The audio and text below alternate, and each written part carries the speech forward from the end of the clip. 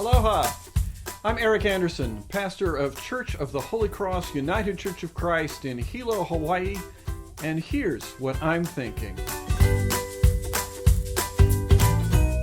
This is the last Sunday before Lent, and one of the quirks of the Revised Common Lectionary is that it tells the same story on this Sunday every year.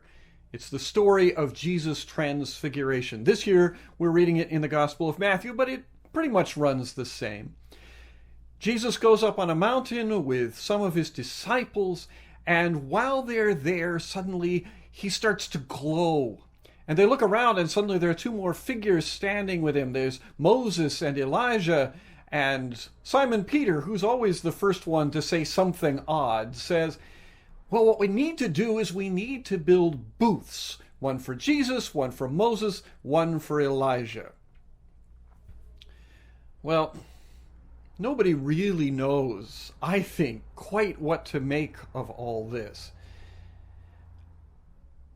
But it's worth noting that it happens up on a mountain in a very special, precious, sacred place. Amazing things happen in the Bible up on the summits of mountains. But when it's over, you can't stay up there. You can't build a house and live up there on the mountain in the midst of all this special spiritual wonder. You have to come back down off the mountain and bring what you've learned into your daily life. So, like Peter and James and John, like Jesus himself, we're blessed if we have that mountaintop experience.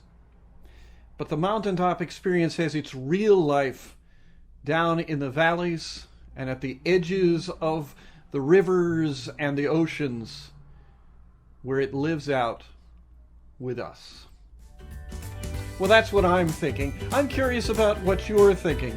So, send me an email or leave me a comment in the section below. I'd love to hear from you. From Church of the Holy Cross, UCC in Hilo, Hawaii, that's what I'm thinking.